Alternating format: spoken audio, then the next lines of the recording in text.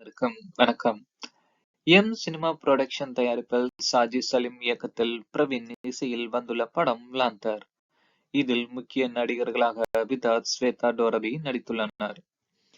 Tamil cinema அதிகம் பார்த்த psycho கொலையாளிய பற்றிய கதை தான் இந்த படம்.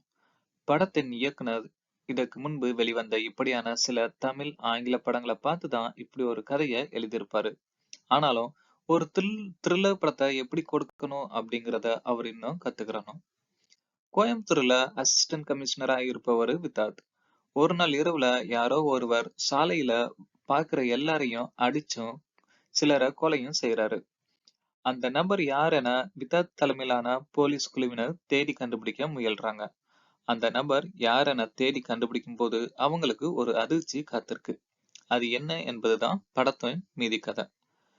கமிஷனரா கம்பீரமா நடிக்காம ஒரு யதார்த்தமான போலீஸாகவே நடிச்சிருக்காரு வித்தாத்.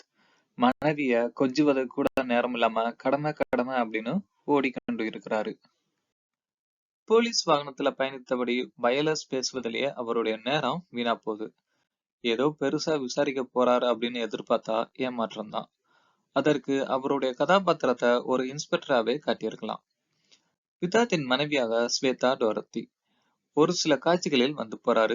இன்னும் சில முக்கிய துணை கதாபாத்திரங்கள் இருக்கு. ஆனா அவற்றை பற்றி சொன்னா கொஞ்சம் இருக்கும், அந்த சஸ்பென்ஸும் போயிடும். பிளாஷ்பேக் காட்சியில் வரும் அந்த 2 துணை கதாபாத்திரங்கள் தான் படத்தின் திருப்பு முனைக்கு காரணம். ஒரே ஒரு இரவு நாளில் நடக்கும் கதை என்பதனால இரவு நேர காட்சிகள் அதிகம். அதிலும் சாலை சார்ந்த காட்சிகள் அதிகம். அதற்காக ஒளிப்பதிவாளர் ஞானசவுந்தர் நிறையவே உழைச்சிருக்காரு என்பது தெரியுது. பிரவீனின் பின்னணி இசை பரவாயில்ல ரகம். ஒரு த்ரில்லர் படம் என்றால் திரைக்கதை என்பது விறுவிறுப்பா நகரணும். அடுத்தடுத்து என்ன நடக்க போகுது அப்படிங்கிற பதைப்பதப்பு வேணும். ஆனா இந்த படத்தில் அப்படி எதுவுமே இல்ல. துணை கதாபாத்திரங்கள் நடித்திருக்கும் ஒருவருக்கு கூட நடிப்பு என்பதே வரல.